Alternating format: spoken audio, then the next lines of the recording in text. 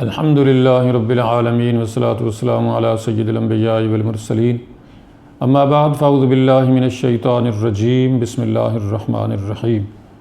الحمدللہ ہمارا درس قرآن کا یہ سلسلہ جاری و ساری ہے اور آج ہم پڑھیں گے سورۃ البقرہ کی آیت نمبر 109 سے آنورڈ۔ ارشاد باری تعالیٰ ہے وَدَّ كَثِيرٌ مِّنْ أَهْلِ الْكِتَابِ لَوْ يَرُدُّونَكُم مِّن بَعْدِ إِيمَانِكُمْ كُفَّارًا حَسَدًا مِّنْ عِندِ أَنفُسِهِمْ مِّن بَعْدِ مَا تَبَيَّنَ لَهُمُ الْحَقُّ۔ ارشاد باری تعالیٰ ہے کہ اہل کتاب یعنی یہود و نصارہ یہ چاہتے ہیں اور ان کی اکثریت یہی چاہتی ہے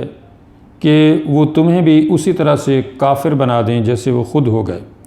یعنی جس طرح سے انہوں نے اللہ کے انبیاء علیہم السلام، عیسیٰ علیہ السلام، موسیٰ علیہ السلام اور پیچھے جتنے بھی انبیاء علیہم السلام ہیں، گو کہ وہ دعویٰ کرتے ہیں کہ ان کے فالوورز ہیں، ان کے ماننے والے ہیں، ان پر ایمان رکھنے والے ہیں، اور تورات، زبور، انجیل جو کہ اللہ کی کتابیں ہیں ان کو ماننے والے اور فالو کرنے والے ہیں، لیکن دراصل وہ ان کا بھی انکار کر چکے ہیں، اس لیے کہ وہ ان پہ عمل پیرا نہیں ہیں اور نہ ہی ان کی بے شمار آیات کو اور احکامات کو وہ مانتے ہیں۔ تو جس طرح سے وہ اللہ کے دین سے، دین حق سے، اسلام سے اور انبیاء علیہ السلام کی تعلیمات سے ہٹ چکے ہیں، وہ تمہارے بارے میں بھی یہی چاہتے ہیں کہ جس طرح سے وہ برائے نام بس اللہ کی کتابوں کو تھامے ہوئے ہیں، تم بھی اسی طرح سے برائے نام تمہارا یعنی یہ دعویٰ تو ہو لیکن تم ان کتابوں پہ، اللہ کی اس آخری کتاب قرآن پہ عمل درآمد نہ کرو، اس کو فالو نہ کرو، اس کو سمجھو نہیں اور اس کے مطابق زندگی نہ گزارو، بلکہ تم بھی ان کی طرح سے کافر ہو جاؤ۔ اور ایسا کیوں کرتے ہیں؟ کفاراً حاسدا من عند انفسہم، حسد کی وجہ سے، کفر کی وجہ سے، جیسے وہ خود گمراہ ہو چکے ہیں ایسے تمہیں بھی گمراہ کرنا چاہتے ہیں کہ تم کہیں سیدھے راستے پر نہ چل جاؤ۔ یہ بات بخوبی ان کو پتہ ہے، یہود و نصارہ کو، اللہ کی کتابوں کو پڑھنے کے بعد، کہ اللہ کے جو احکامات قرآن کی صورت میں یا حدیث کی صورت میں مسلمانوں کے پاس موجود ہیں، اسی طرح کے احکامات تورات، زبور، انجیل کی صورت میں ان کے پاس بھی موجود ہیں۔ اس لیے کہ ہم مسلمان نبی مکرم حضرت محمد مصطفیٰ صلی اللہ علیہ وسلم سے پیچھے تمام انبیاء علیہ السلام کو مانتے ہیں اور یہی ہمارے ایمان کا حصہ ہے۔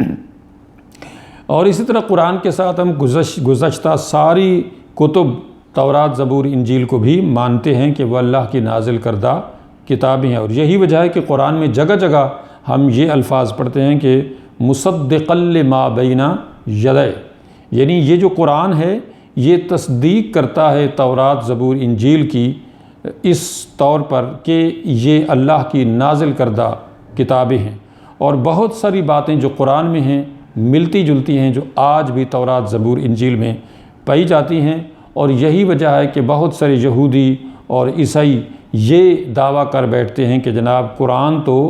تمہارے نبی نے، محمد صلی اللہ علیہ وسلم نے تورات، زبور، انجیل پڑھ کے، سن کے اور جان کے، تو اس کے اندر سے بہت ساری آیات لے کے تو ایک نئی کتاب بنا دی، اس کا نام رکھ دیا قرآن، اور کہا کہ جی میرے اوپر یہ وحی نازل ہوئی ہے۔ حالانکہ ایسا بالکل بھی نہیں ہے، اس لیے کہ نبی کریم صلی اللہ علیہ وسلم کو نہ تو پڑھنا لکھنا آتا تھا، نہ آپ نے کسی یہودی یا عیسائی عالم سے کوئی علم حاصل کیا تھا،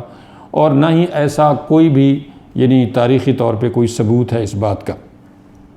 قرآن اللہ کی آخری نازل کردہ کتاب ہے جو نبی کریم صلی اللہ علیہ وسلم پر نازل ہوئی ہے۔ تو بہرحال مختصر یہ ہے کہ یہ بات اظہر من الشمس ہے کہ وہ جانتے ہیں یہودی عیسائی کہ یہ قرآن بالکل اسی طرح سے حق ہے جیسا کہ تورات، زبور، انجیل اللہ کی نازل کردہ کتابیں ہیں۔ اس لیے اللہ نے فرمایا من بعد ما تبین لہم الحق،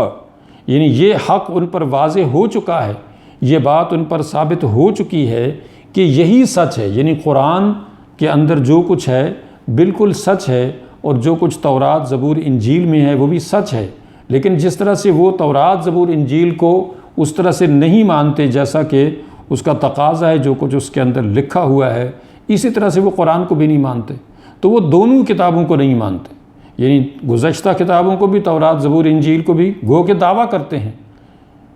اور اس طرح سے قرآن کو بھی نہیں مانتے۔ تو جیسے وہ یعنی گمراہ ہو چکے ہیں، اسی طرح سے وہ مسلمانوں کے بارے میں بھی چاہتے ہیں کہ یہ بھی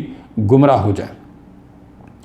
اب چونکہ یہ بات اظہر من الشمس ہو چکی کہ وہ کوئی جہالت کی وجہ سے کافر نہیں بنے ہوئے، کہ ان کو سمجھ نہیں آئی، ان کو غلط فہمی لگ گئی، ان کو پتہ نہیں چلا، اس وجہ سے وہ قرآن کے انکاری ہیں، اسلام کے انکاری ہیں، بلکہ وہ جان بوجھ کے اس کے انکاری ہیں، بالکل ایسے جیسے وہ تورات، زبور، انجیل کے انکاری ہیں۔ اس لیے کہ ان کے اندر کتنی آیات ہیں جو آج بھی لکھی ہوئی ہیں، خصوصاً نبی مکرم حضرت محمد مصطفیٰ صلی اللہ علیہ وسلم کی آمد سے متعلق، آپ کے آخری نبی ہونے سے متعلق، تو ان کو جیسے وہ نہیں مانتے، بہت ساری باقی باتوں کو بھی نہیں مانتے۔ اب جب یہ بات واضح ہو گئی کہ وہ بالکل جان بوجھ کے منکر بنے ہوئے ہیں، کافر بنے ہوئے ہیں، تو فاعفوا واصفحوا حتی یأتی اللہ بامرہ، تو حکم ہوا کہ پھر تم ان کو معاف کرو، درگزر کرو، یہاں تک کہ اللہ تعالیٰ کا حکم آ جائے۔ یعنی یہ بات جب واضح ہو گئی کہ جیسے کوئی بھی شخص اللہ کی کتاب قرآن کو یا تورات کو یا زبور کو یہ جان کے بھی کہ یہ بات بالکل درست ہے، حق ہے، عقل کے مطابق ہے اور انسان کی سمجھ کے مطابق ہے، اور وہ انسانوں کو خدا بنا رہا ہے، گائے کو خدا بنا رہا ہے، یا پتھروں کو پوج رہا ہے، اور ایسے لوگوں کو یعنی نفع نقصان کا مالک سمجھ رہا ہے جو کہ خود اللہ کے محتاج ہیں، اللہ کی مخلوق ہیں، تو اب ایسے لوگ اگر اللہ کی کتاب کی سچائیوں کو نہیں مانتے تو ان کے عقل کا قصور ہے، ان کی یعنی جہالت اور گمراہی کی انتہا ہے کہ وہ اتنی سچی باتوں کو چھوڑ کر وہ جہالت کی دلدل میں خود ہنستے چلے جا رہے ہیں۔ تو ایسے لوگوں کو فاعفوا واصفحوا حتی یأتی اللہ بامرہ، تو ایسے لوگوں کو چھوڑ دو اور درگزر سے کام لو یہاں تک کہ اللہ تعالیٰ کا حکم آ جائے۔ ان اللہ علی کل شیء قدیر، بلا شبہ اللہ تعالیٰ ہر چیز پر قادر ہے۔ یعنی اللہ نے جو امتحان لینا تھا ان سے کہ ان میں کا کون اللہ کی ان ہدایات کو قبول کر کے فالو کر کے اپنی آخرت سنوارتا ہے، جنت کا مستحق بنتا ہے، اللہ کی رضا کے حصول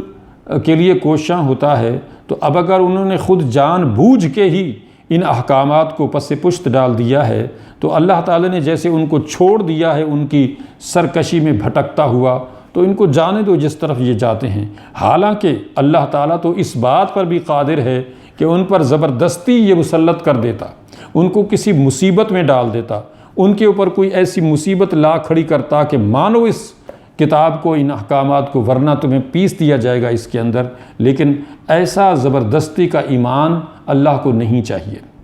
اس لیے کہ اللہ تعالیٰ کو جس نے ماننا ہے، اللہ تعالیٰ کو بن دیکھے مانے، اللہ تعالیٰ کی ان ہدایات کو پڑھے، سمجھے اور عمل کرے، تو یہ ایمان قبول کیا جائے گا، زبردستی والا ایمان نہیں ہے۔ اس لیے اللہ نے قرآن مجید میں کئی جگہ کہا، جیسے یعنی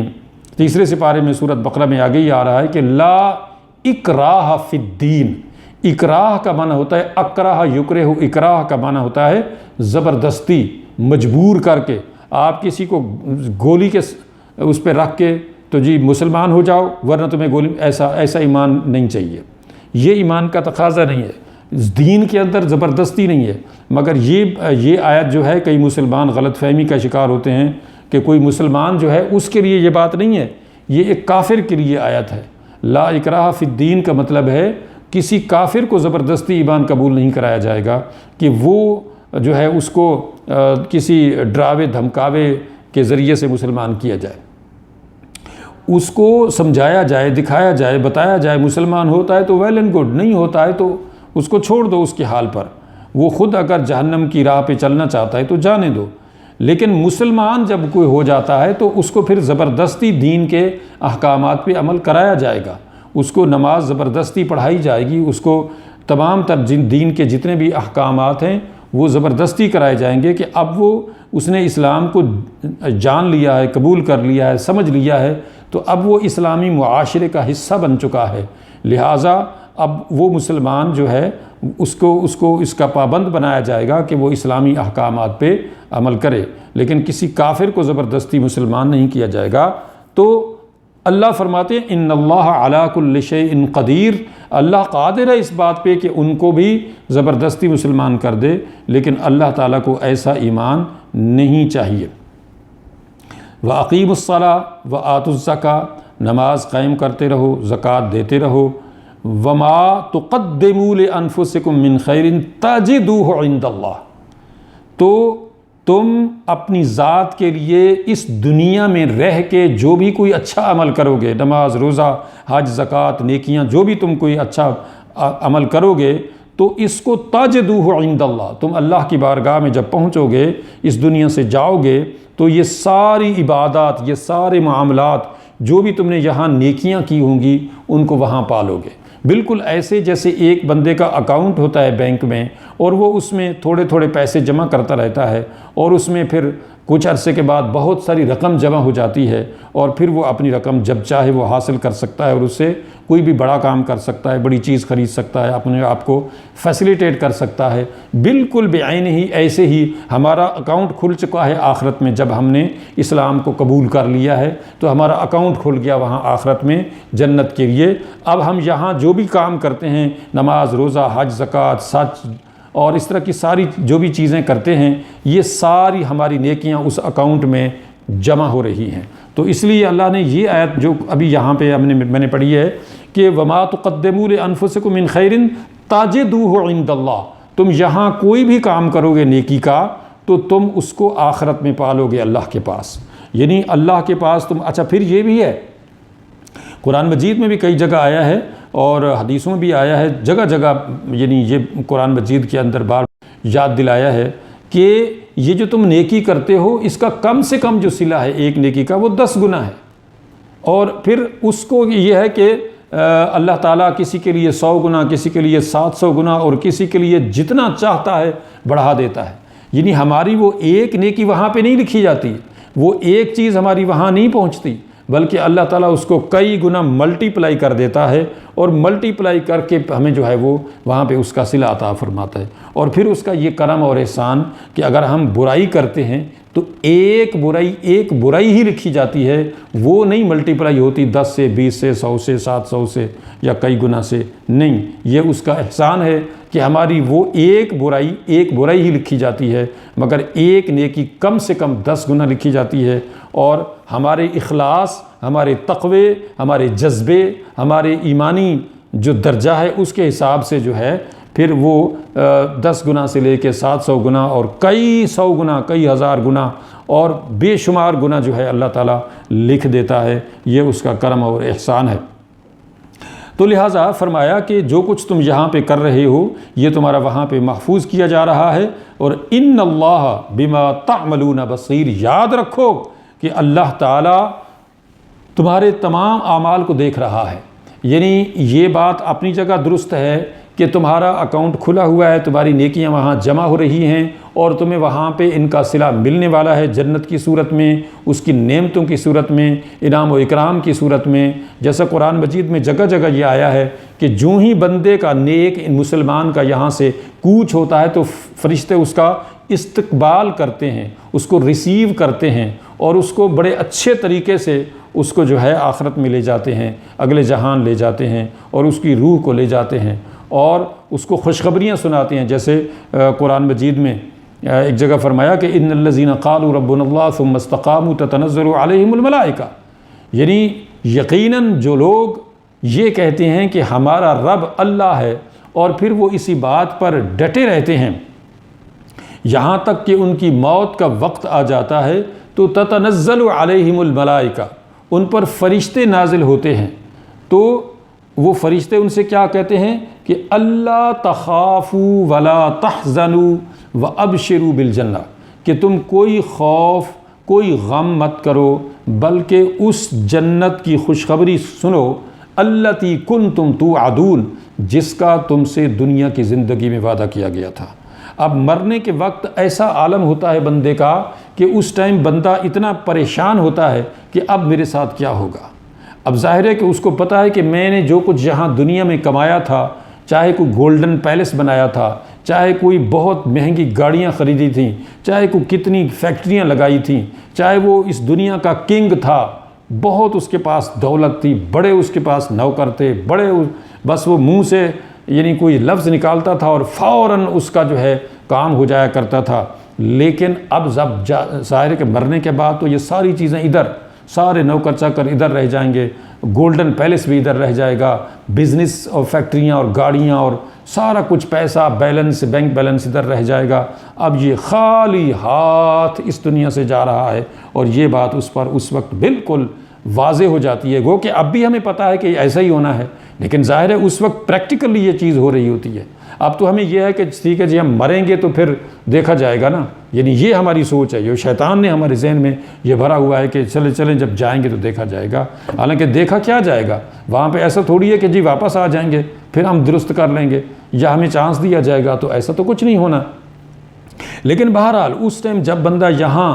سے کوچ کر رہا ہوتا ہے، اس کو یقین ہو چلتا ہے کہ وَالْتَفَّتِ السَّاقُ بِالسَّاقِ، کہ اب جو ہے پنڈلی پنڈلی سے مل چکی اور یہاں سے کوچ ہو چلا میرا، اور سارا میرا کیا دھرا یہاں پیچھے رہ جائے گا، اور میں تہی دست ہو کے خالی ہاتھ ہو کے اس دنیا سے جا رہا ہوں سارا کچھ چھوڑ کے۔ تو اب کیا ہونے والا ہے کہ اب میں وہاں جب پہنچوں گا تو میرے آگے کیا آنے والا ہے، میرا رزلٹ کس شکل کا آنے والا ہے، کس صورت کا آنے والا، میں نے کیا کیا، اچھا کیا برا کیا۔ بندے کو خود کو بخوبی پتہ ہوتا ہے، اس کے گناہوں کا، اس کی نیکیوں کا، اس کی بھلائیوں کا، اس کو پتہ ہے، کسی اور کو پتہ نہ ہو نہ ہو، اللہ کو تو پتہ ہے ہی، بٹ یہ کہ بندے کو ضرور پتہ ہے کہ میں نے کیا کیا ہے۔ بہت سارے لوگ نہیں جانتے بندے کے بارے میں، ہمارے بارے میں، ہم یعنی جو کچھ ہر ایک انڈیویجولی طور پہ اپنے بارے میں جو کچھ جانتا ہے، ہمارے بارے میں دوسرا تیسرا بندہ نہیں جانتا ہے۔ تو اس وقت بندے کو پھر جو یعنی اگر نیک بندہ ہے تو اس کو آ کے فرشتے یہ کہتے ہیں کہ اللہ تخافوا ولا تحزنوا وابشروا بالجنہ التی کنتم توعدون، کہ تم کوئی خوف کوئی غم مت کرو، بلکہ ابشروا خوشخبری سنو، الجنہ جنت کی، التی کنتم توعدون جس کا تم سے دنیا کی زندگی میں وعدہ کیا گیا تھا۔ تمہیں بتایا گیا تھا نا کہ تم اگر قرآن کو پڑھو گے، اگر اللہ کے رسول کی دی گئی جو تعلیمات ہیں، احکامات ہیں، ان کو سمجھو گے، فالو کرو گے اور آخرت کی تیاری کرو گے، تو تمہارا استقبال فرشتے کریں گے تمہارے آخری ٹائم پہ جب تم اس دنیا سے جانے لگو گے۔ تو وہ وقت آ گیا، اب چلیے جنت کی طرف، اب وہ جنت تمہاری منتظر ہے، تمہاری جنت تیار ہے، تمہارا گھر جنت کے اندر بنا دیا گیا ہے، تو تم چلو اس طرف، التی کنتم توعدون، اور نحن اولیاؤکم فی الحیات الدنیا وفی الآخرہ، اور وہ فرشتے کہتے ہیں کہ ہم تمہارے ساتھ ہیں اس دنیا کی زندگی میں بھی اور آخرت میں بھی، یعنی آخرت میں ہم تمہیں اکیلا نہیں چھوڑیں گے کہ تم پریشان ہو، بلکہ تمہارے ساتھ رہیں گے۔ نحن اولیاؤکم فی الحیات الدنیا وفی الآخرہ ولکم فیہا ما تشتہی انفسکم، اور تمہارے لیے جنت میں وہ کچھ تیار ہے جو تم چاہو گے۔ اشتہا، یشتہی، اشتہا کا معنی ہوتا ہے چاہنا،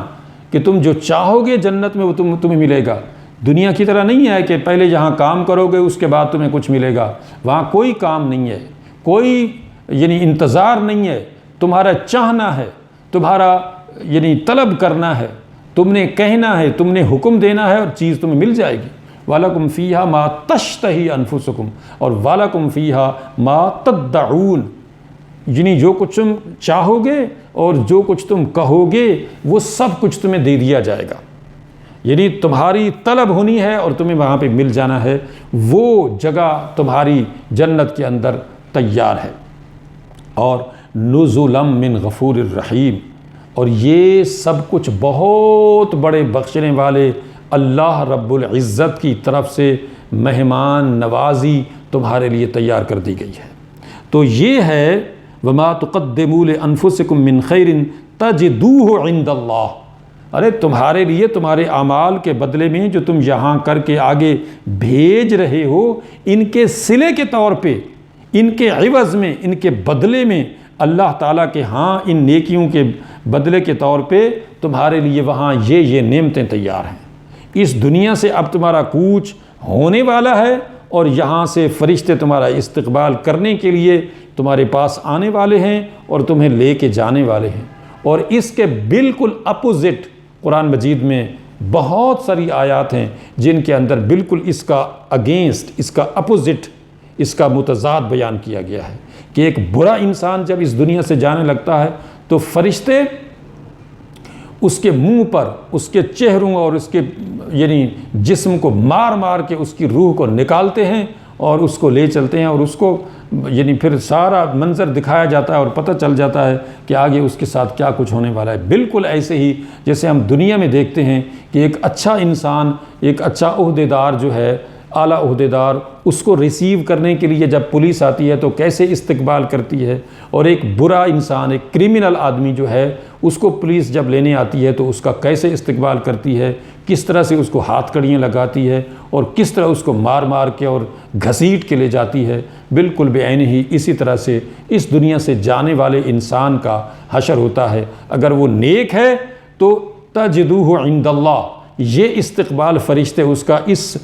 طریقے سے کر رہے ہوتے ہیں کہ اس کو عزت سے، وقار سے اس کو لے جا رہے ہوتے ہیں، اس کو خوشخبریاں سنا رہے ہوتے ہیں، اور بڑی خوشی خوشی وہ جاتا ہے۔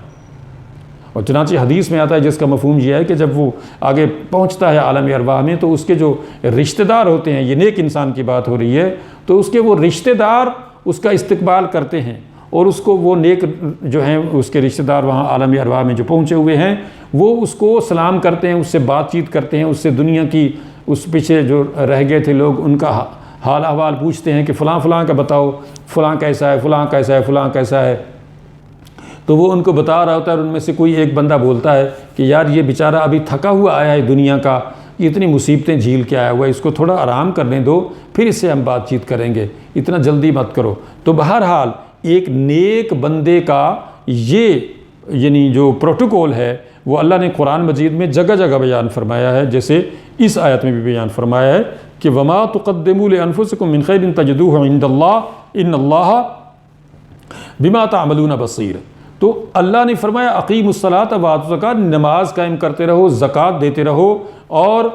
اللہ تعالیٰ کی فرما برداری کرتے رہو، نیک اعمال کو بجا لاتے رہو، اور جو بھی تم یہاں نیکیاں کرو گے نا ان کو تم اللہ کے ہاں پاؤ گے، اور ان کے عوض کے طور پہ تمہیں یہ انعام و اکرام ملنے والا ہے۔ اب رہی یہ بات کہ یہاں دنیا میں ہم جو کچھ بھی کر رہے ہیں، اچھا کر رہے ہیں، برا کر رہے ہیں، اکیلے میں ہیں، کہیں بھی ہیں، لوگوں کے اندر موجود ہیں، اللہ تعالی ہمیں دیکھ رہا ہے۔ ان اللہ بما تعملون بصیر، اللہ تعالی ہمیں دیکھ رہا ہے، ہم کیا کر رہے ہیں، کیا سوچ رہے ہیں، ہمارے دماغوں میں کیا ہے، ہمارے وہم و گمان میں کیا ہے، اللہ کو سب پتہ ہے۔ اللہ ہمارے بارے میں سب کچھ جانتا ہے۔ یہ اس کا انعام و اکرام ہے کہ اس نے ہمیں بے پردہ نہیں کیا۔ بہت سارے گناہ جو ہم جانتے ہیں اپنے بارے میں ہر ایک انسان انفرادی طور پہ جانتا ہے، دوسروں کو نہیں پتہ ہے، اللہ نے پردہ رکھا ہوا ہے۔ ہمیں موقع دیا اللہ نے کہ ہم ان گناہوں سے توبہ کر لیں، معافی مانگ لیں اللہ تعالیٰ سے، اور ان گناہوں کو یہاں دنیا میں مرنے سے پہلے معاف کرا لیں، بجائے اس کے کہ وہاں آخرت میں رسوائی بھی ہو اور سزا بھی ملے ان گناہوں کی۔ اور یہ ڈٹھائی جو لوگ کرتے ہیں، جی ہم تو یہ کرتے ہیں، وہ کرتے ہیں، میں نے وہ دیکھا ہے، وہ کیا کرتے ہیں، وہ اپنے برے کاموں کا چرچا کرتے ہیں کئی طریقوں سے، کبھی اپنے مطلب ایسی حرکتیں کر کے کہ دیکھو میں نے یہ کیا، میں نے وہ کیا، مجھے کچھ نہیں ہوا، میرا کون کیا کر سکتا ہے۔ تو یہ جو ڈٹھائی ہے یہ انسان کو لے ڈوبتی ہے، کیونکہ اللہ تعالیٰ تو دیکھ رہا ہے، اللہ تعالیٰ تو قادر ہے۔ اگر اس نے یہاں دنیا میں نہیں پکڑا تو اس نے خود فرمایا ہے کہ وَلَوْ يُؤَاخِذُ اللَّهُ النَّاسَ بِظُلْمِهِمْ مَا تَرَكَ عَلَيْهَا مِن دَابَّةٍ وَلَٰكِن يُؤَخِّرُهُمْ إِلَىٰ آجَالٍ مُّسَمًّى، یعنی اگر اللہ تعالی دنیا میں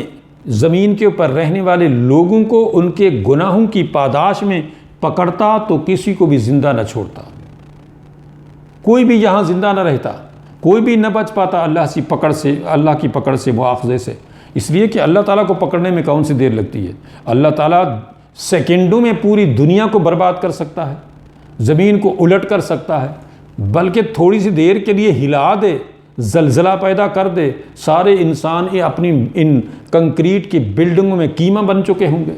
کون کسی کو کون سی کرین اور کون سا جو ہے وہ ہیلپ لائن اور کون سی چیز جو ہے وہ آ کے اس کو بچا چھڑا سکتی ہے۔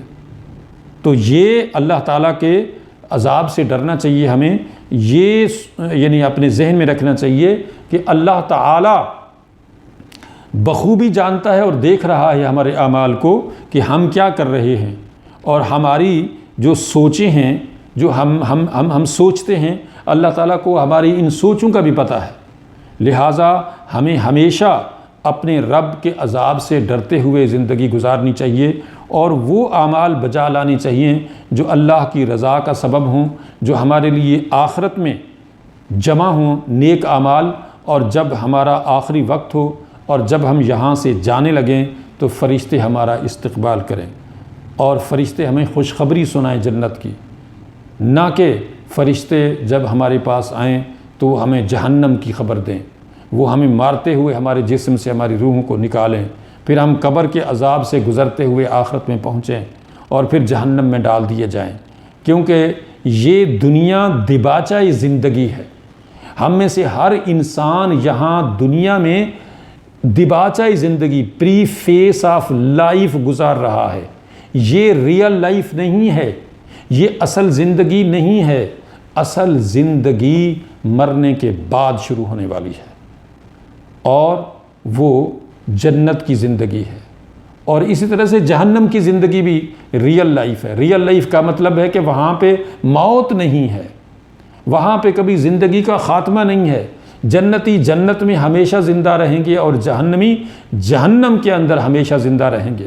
کلما نادیت جلودہم بدلناہم جلودا غیرہا لیذوقوا العذاب، کہ جہنم کے اندر جہنمیوں کا جسم، کھال، گوشت، پوست جب جل جائے گا جہنم کی آگ سے، اللہ فرماتے ہیں بدلناہم جلودا غیرہا لیذوقوا العذاب، ہم اس کی جگہ نیا گوشت، پوست، یہ جلد پیدا کر دیں گے، اور اس کے پیدا کرنے میں کوئی گھنٹے نہیں لگیں گے، کوئی منٹ نہیں لگیں گے، اسی وقت جلے گی اور دوبارہ پیدا ہو جائے گی۔ یہ جسم، یہ کھال جلتا رہے گا اور پیدا ہوتا رہے گا۔ کیوں کہ اِنَّهُ مَنْ يَأْتِ رَبَّهُ مُجْرِمًا فَإِنَّ لَهُ جَهَنَّمَ لَا يَمُوتُ فِيهَا وَلَا يَحْيَا، کہ جو مجرم بن کے اس دنیا سے گیا وہ جہنم میں ڈال دیا جائے گا۔ فَإِنَّ لَهُ جَهَنَّمَ لَا يَمُوتُ فِيهَا وَلَا يَحْيَا، وہ جہنم کے اندر نہ جیے گا نہ مرے گا، وہ موت اور زندگی کی کشمکش میں ہمیشہ مبتلا رہے گا۔ تو لہٰذا اگر ہمیں اصل زندگی اور نعمتوں سے لبریز زندگی، خوشیوں سے لبریز زندگی، جس میں کبھی موت نہیں ہے، جس میں کبھی خوف نہیں ہے، جس میں کبھی کوئی مشکل نہیں، کوئی کام نہیں، کوئی کسی قسم کی یعنی پریشانی نہیں ہے، کوئی بیماری نہیں ہے، اور ہمیشہ خوشی خوشی خوشی خوشی ہے، تو وہ جنت کی زندگی ہے۔ اس کے لیے اگر کچھ کرنا ہے، اس کو حاصل کرنا ہے تو یہی وقت ہے،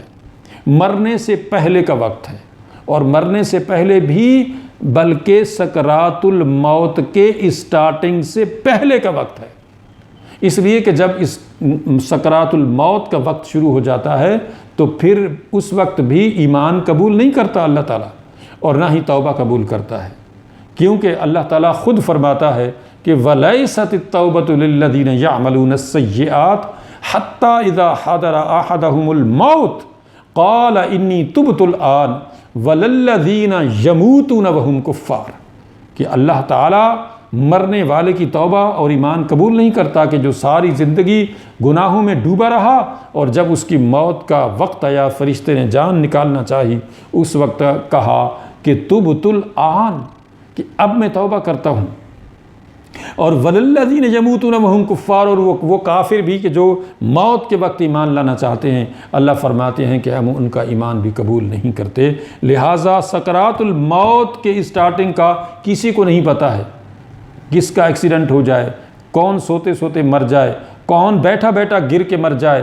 اس کے لیے کوئی ضروری نہیں ہے کہ بندہ بوڑھا ہوگا تو مرے گا، بیمار ہوگا تو مرے گا، گولی لگے گی تو مرے گا، ایکسیڈنٹ ہوگا تو مرے گا، اور یہ ہوگا تو کچھ بھی نہیں ہونا، اور بعض دفعہ بندہ ایسے ہی چلتے پھرتے اور جو ہے اس دنیا سے چلا جاتا ہے۔ لہٰذا اس وقت کے آنے سے پہلے پہلے آخرت کے لیے کرنا ہے،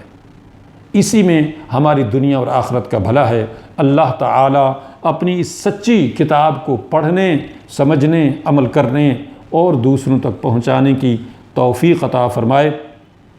اور اللہ تعالیٰ ہمارے والدین اور سارے مسلمانوں کی بخشش فرمائے، اور خصوصاً ہمارے آبا و اجداد مومنین مومنات جو اس دنیا سے چلے گئے ہیں، اللہ رب العزت ان پر اپنا خصوصی کرم اور فضل فرمائے۔ وآخر دعوانا ان الحمد للہ رب العالمین۔